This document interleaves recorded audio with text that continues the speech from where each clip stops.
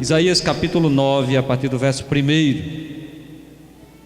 Nós não vamos fazer a leitura toda, irmãos. Essa leitura foi a leitura oficial que nós fizemos.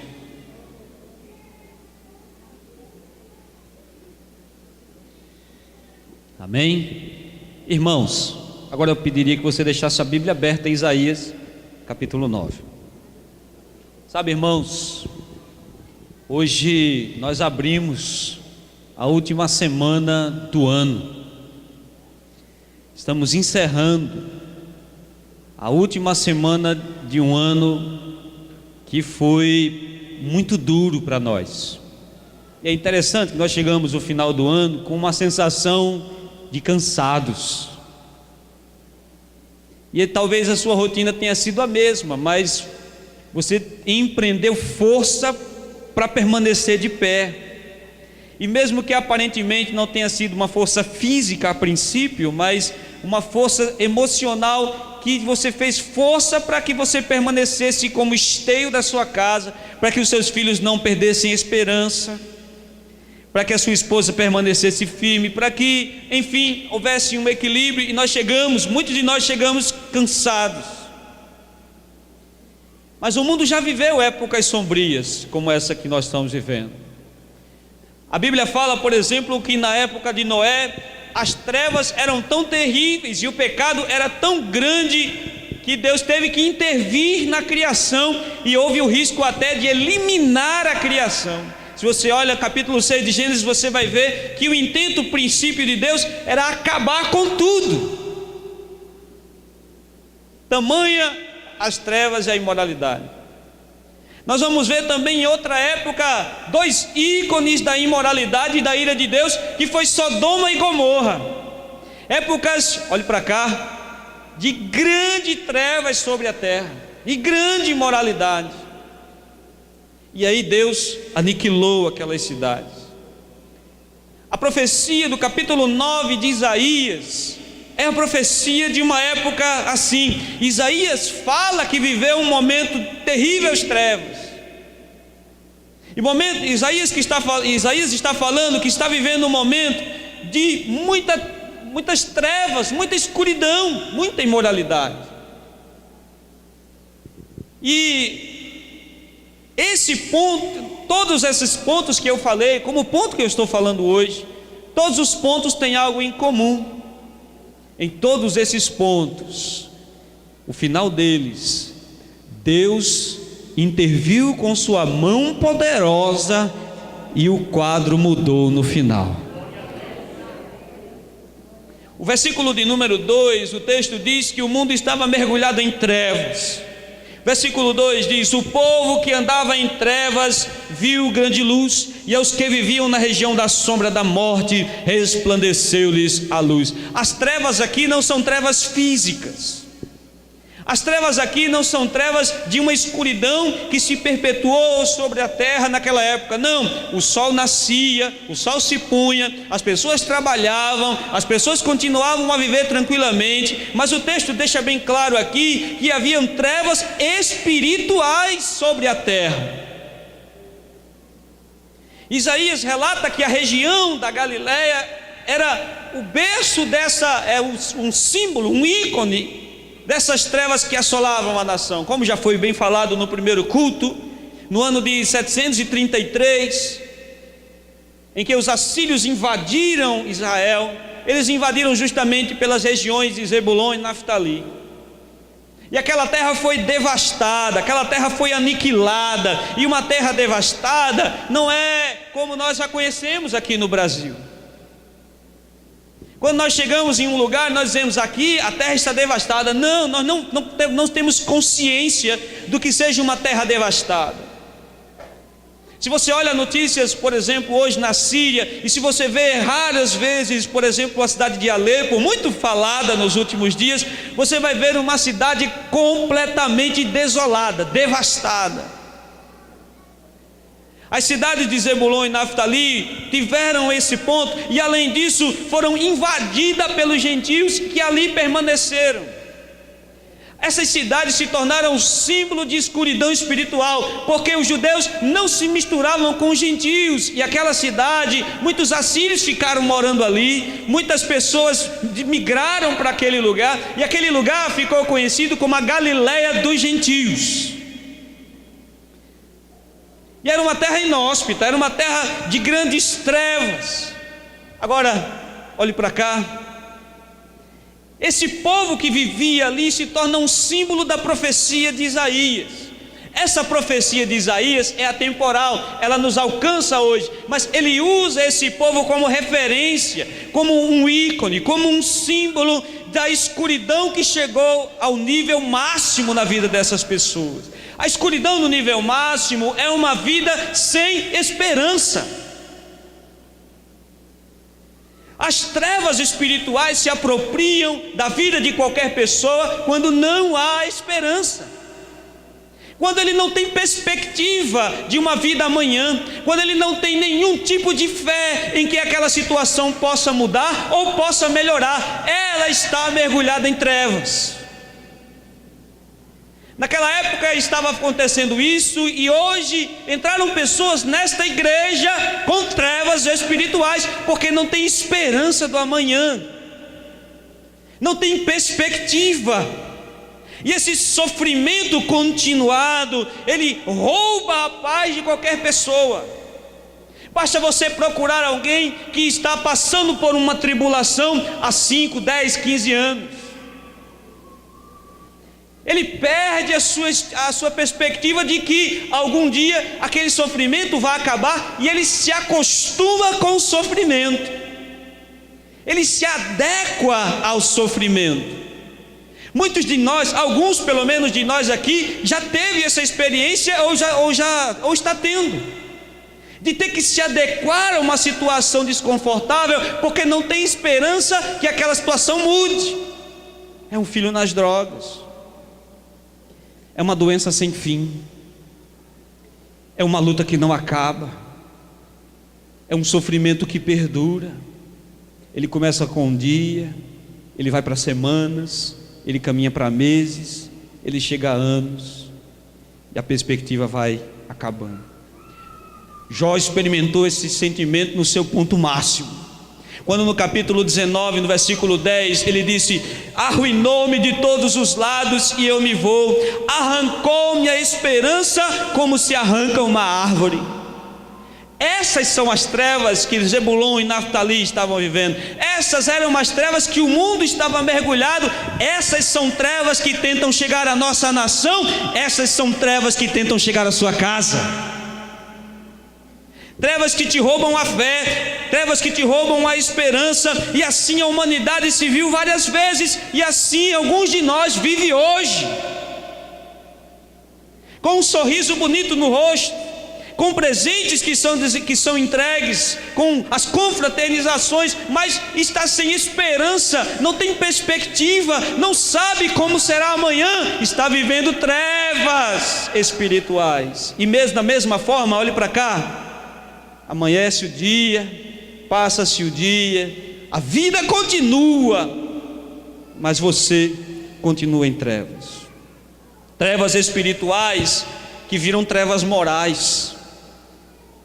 Trevas morais que nos levam a apontar os políticos, mas não nos faz enxergar que nós fazemos coisas semelhantes. Podemos não roubar, mas às vezes somos desonestos nas filas. Podemos não roubar, mas somos estúpidos no trânsito. Podemos não roubar, mas somos estúpidos dentro da nossa casa, com a nossa família, cerceando-lhes o direito de serem felizes. Trevas morais que fazem com que os irmãos se matem nas ruas e nas praças. Trevas morais, meus amados irmãos, que nos aborrecem ao receber o presente que eu não desejava,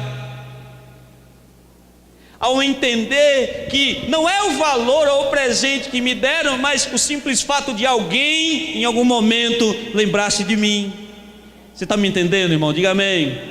Trevas espirituais que nos fazem humilhar outras pessoas. Trevas espirituais que nos fazem às vezes querer ser melhor do que o outro. Trevas espirituais que nos fazem enxergar somente a nós mesmos. Quantas vezes esse ano você abriu mão de você para satisfazer alguém? Quantas vezes esse ano você deixou de satisfazer um desejo próprio para socorrer o próximo, ou o aflito, ou um amigo, ou alguém, quem quer que seja? Essas trevas espirituais repousam sobre a nossa nação e não podemos nos entregar a ela. Trevas espirituais que lançam alguns de nós na depressão. Quantos de nós precisam de remédios para dormir? Quantos de nós não tem mais sossego? Quantos de nós já não conseguem mais, em alguns momentos de comunhão, porque simplesmente não consegue, porque as trevas são muito grandes? O negro quadro pintado da depressão, de uma vida sem sentido, de uma vida que não vale a pena ser vivida, de uma vida que acabou, porque não tem mais nada a se fazer nela. Essas são trevas espirituais. Trevas da ausência de Deus. Trevas espirituais porque estamos mais preocupados em questões outras que não a glória do Todo-Poderoso Senhor. Quanto mais caminhamos para nós mesmos, mais nos distanciamos de Deus, mais mergulhamos nas trevas e comemoramos o Natal. Colocamos árvores em casa, colocamos enfeites, colocamos isso, colocamos aquilo, e nós esquecemos o ponto principal: se estamos em trevas ou estamos em luz, porque a ausência de Deus é que causa trevas espirituais. Essas trevas foram citadas por Isaías. Este povo estava caminhando em trevas. Caminhando, porque são tão terríveis, irmãos, porque a soma da ausência individual de Deus levou para o coletivo, ou seja, as pessoas individualmente estavam preocupadas em si mesmas. A imagem das trevas citada por Isaías, de um momento sem esperança. No versículo de número 6, ele começa a mudar o quadro. Ele diz: porque um menino nos nasceu, um filho se nos deu, o governo está sobre os seus ombros, e o seu nome será Maravilhoso Conselheiro, Deus Forte, Pai da Eternidade, Príncipe da Paz. Numa terra arrasada, numa terra sem esperança, numa terra onde tudo era cinza e trevas, Isaías vira o quadro com a profecia e diz: nasceu um broto de esperança, brilhou uma luz em meio às trevas. Veja a intervenção de Deus. Lembre-se, Isaías está profetizando no futuro. Jesus não nasceu, Jesus nasceu 700 anos depois, mas ele diz aqui: um menino nos nasceu, um filho se vos deu, porque a promessa de Deus traz esperança. A simples promessa traz esperança. Veja, entenda, repito, ele está profetizando para um futuro, mas ele está dentro de um contexto. Ele está falando para pessoas que estão vivendo numa terra arrasada. Ele está falando para pessoas que não têm nenhuma perspectiva que vai melhorar amanhã, porque os invasores vinham e saqueavam. Historiadores dizem, olhe para cá, que os judeus plantavam, e aí os assírios e os invasores em geral ficavam observando de longe, só esperando o momento do trigo florescer, do milho amadurecer, das frutas amadurecerem. Quando as frutas amadureciam, eles iam lá e saqueavam. E esses exércitos dominavam o mundo inteiro. Olhe para cá. Então quem poderia socorrê-los? Ninguém. Quem poderia dizer que amanhã vai ser melhor? Ninguém. Quem, humanamente falando, vai chegar para você hoje e vai dizer: ei, o ano que vem vai ser melhor do que esse, e você vai acreditar? Qual é a perspectiva de que o amanhã será melhor do que hoje, humanamente falando? Não há nenhuma. Por isso que as pessoas estão pulando em cima dos prédios. Por isso que Isaías profetiza aqui: ei, em meio a essas trevas, o Senhor fez brilhar um raio de esperança. Ele vai fazer nascer o seu rebento, sobre a terra ele reinará, e ele reinará eternamente. O ser humano é influenciado pelos seus olhos, pelo que vê. Então, se você não vê nenhuma mudança, o que é que vai te fazer se motivar para o ano que vem? O que fez esse povo se alegrar, irmãos? Porque, olhe para cá, nós vamos dizer assim: amanhã, próximo ano, vai haver eleições, é de 2018, mas está um movimento, tudo vai melhorar. Quem acredita nisso? Levante sua mão. Estou vendo que tem gente de fé aqui, porque eu não acredito nisso. Porque entra governo, sai governo, entra homens, sai homens, as coisas continuam da mesma forma que estão. Só tem um governo, aleluia, em que nós devemos confiar. O texto diz, olhe para cá, o texto diz: ele nasceu para que o governo estivesse sobre os seus ombros. O governo está nas mãos do conselheiro Emanuel. Ele diz isso, ele diz: para onde buscar esperança? Não tem como. Mas a profecia faz brotar uma esperança. Isaías capítulo 7, verso 14, irmão. Quem está com sono, diga amém.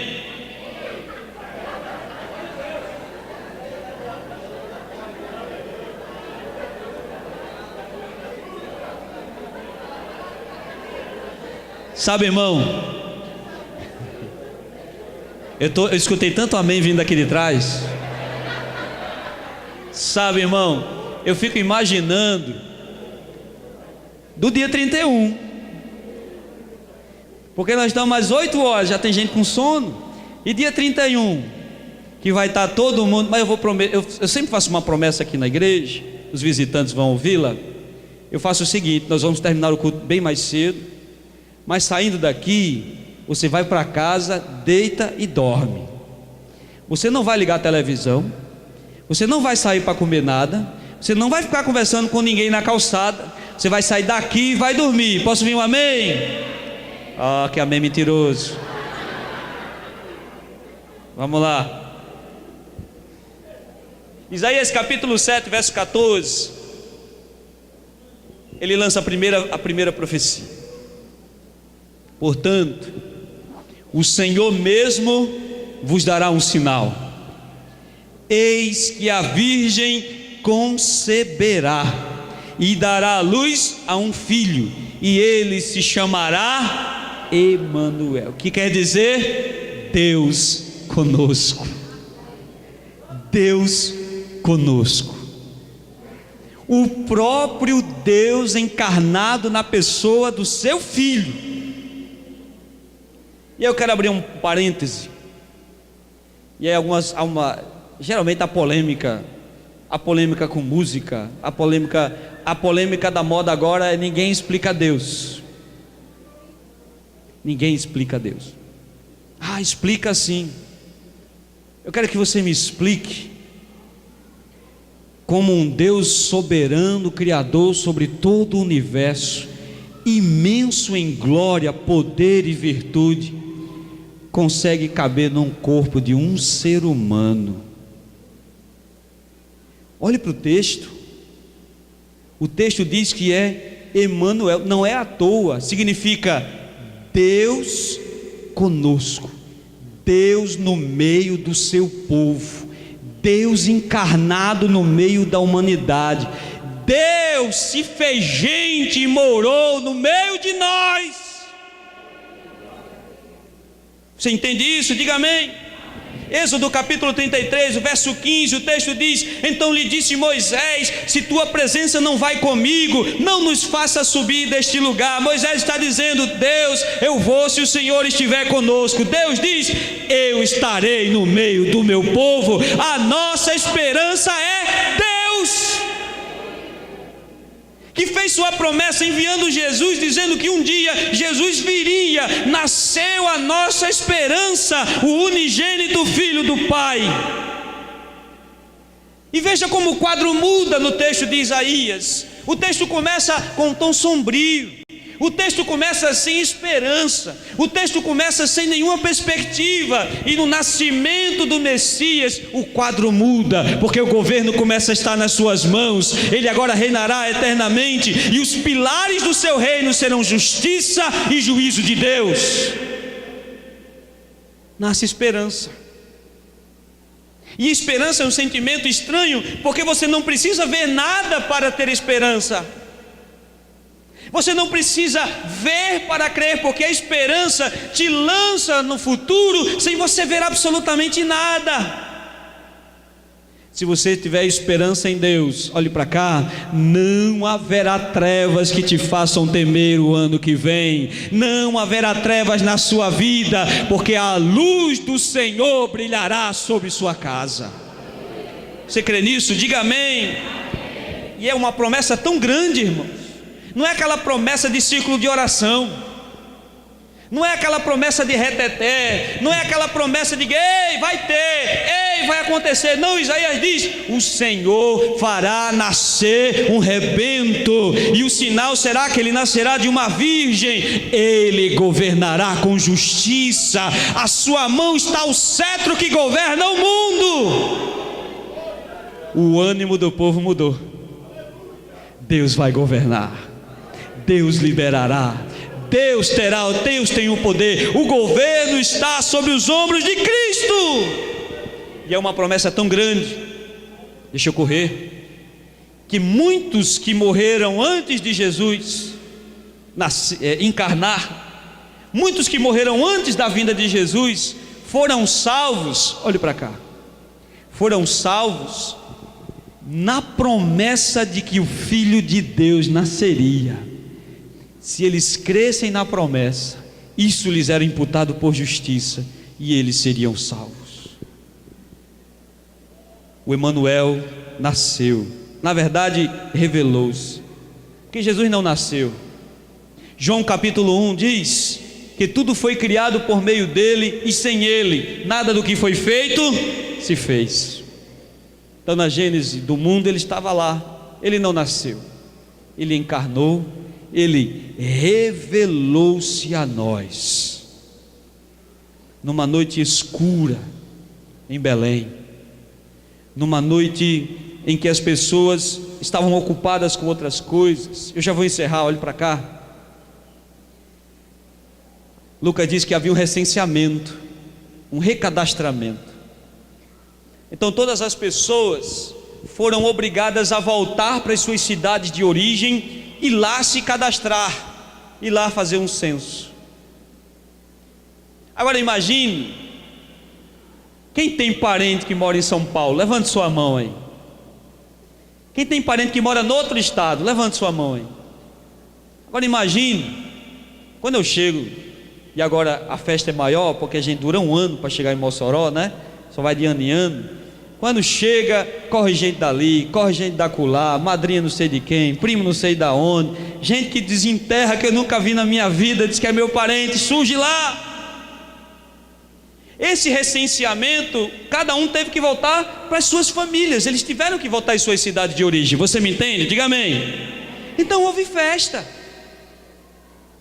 Quando chegaram as pessoas nas suas cidades, encontraram seus familiares.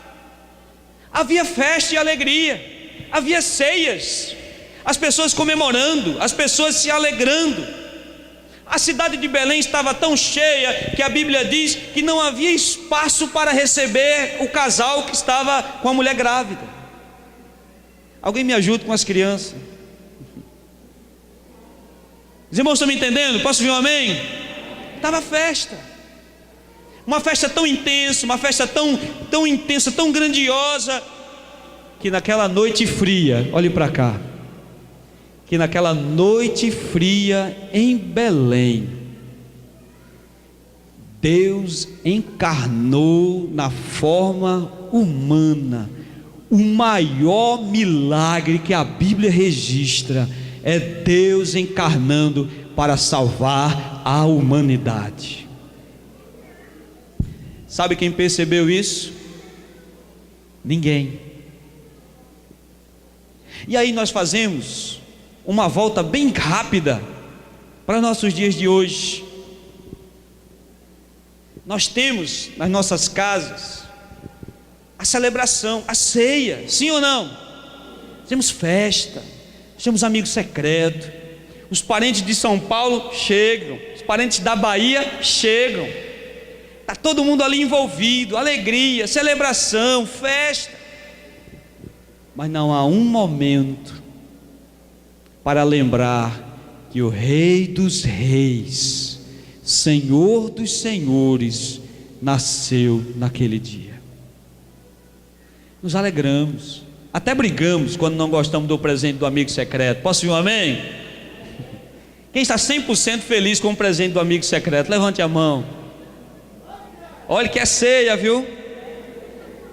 Muito bem, eu já vou encerrar. Enquanto as pessoas celebram, Deus habitou no meio de seu povo. E as trevas, irmãos, é isso que eu quero encerrar dizendo. As trevas, elas continuam sobre o mundo. A Bíblia diz que o mundo jaz no maligno. As trevas continuam. As trevas, amanhece o dia, anoitece, as trevas continuam. Agora existe uma diferença, olhe para cá. Existe um povo nessa terra que tem esperança, que amanhã vai ser melhor, não porque vai mudar governo, porque o meu Deus tem governo sobre os seus ombros. Eu sei que existe um Deus que o governo está sobre ele, e ele me ama. E Ele tem zelo de mim, e Ele cuida de mim, e Ele me levará para onde Ele desejar, e Ele me levará para onde Ele quiser. Se não fosse Deus, seria improvável nós estarmos celebrando este dia. Nós estamos num abismo muito grande entre nós e aquela época que Jesus nasceu. Veja, Jesus nasceu num vilarejo remoto, uma cidade pequena da Palestina. E hoje nós estamos aqui há mais de 2000 anos, no outro continente, celebrando. Pouco me importa se ele nasceu 25 de dezembro, 24 de dezembro, 15 de maio, 12 de março, não importa o dia que ele nasceu. Para mim, o importante é que ele nasceu. E eu sei que o meu Redentor vive. E por fim se levantará sobre a terra. Essa é a sua esperança. Essa é a sua esperança que te faz sorrir em meio às dificuldades da vida. A lágrima vem ao nosso rosto por alguns breves segundos, e nós já nos alegramos porque sabemos que Deus tem o governo em suas mãos. Eu vou encerrar. Verso 3, o profeta diz: tens multiplicado este povo, e a alegria lhe aumentaste. Hoje, a revelação chega até nós, e produz alegria. Se o ano que vem for difícil, eu tenho uma promessa para você.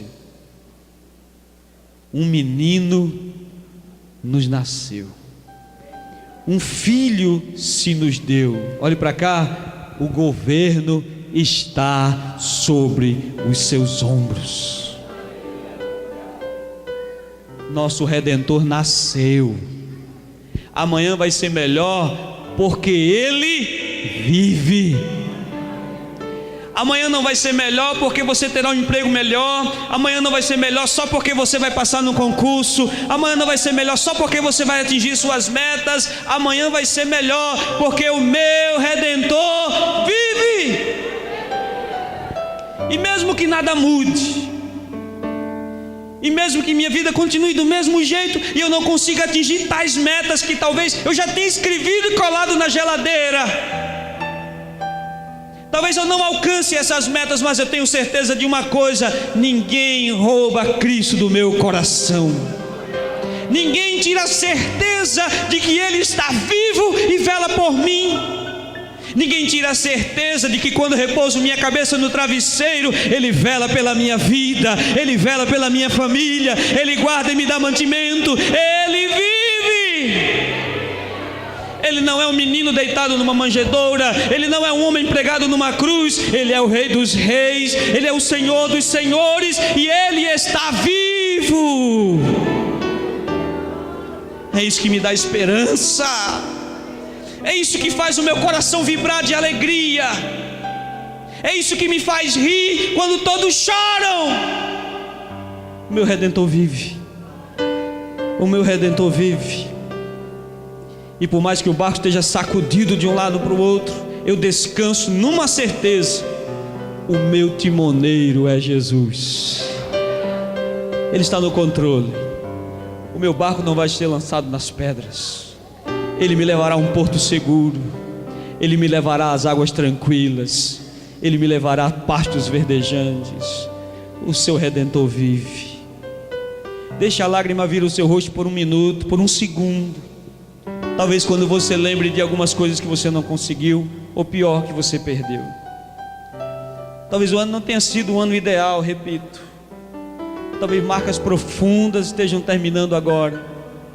Mas por mais profundas que sejam as cicatrizes na sua alma, tenha certeza de uma coisa: o governo está nos ombros de Jesus, e Ele tem zelo pela sua vida. Não estamos sozinhos. A revelação traz esperança. Jesus se revela hoje aqui nesse lugar. Como falei no começo, Ele não nasceu, Ele se revelou. E algumas pessoas estavam ocupadas demais para ver que ali nascia o Rei dos Reis. E é interessante que os reis, os sábios, os reis magos, quando souberam que o Filho de Deus estava para nascer, eles procuraram o Filho de Deus num palácio, mas acharam ele num estábulo, numa pequena cidade em Belém. Isso nos mostra que não é um palácio que diz se o rei é rei. Aonde Jesus está, os anjos cantam em redor. Aonde Jesus está, a estrela de Belém lança um raio de luz sobre aquela casa. Saia das trevas. Deixe a luz de Deus clarear a sua casa hoje. Hoje é dia de Jesus se revelar na sua casa, na sua família. Hoje a estrela de Belém paira buscando uma casa a quem possa brilhar, a quem possa iluminar, para que todos em redor digam: o Senhor está lá. Curve sua cabeça e feche seus olhos.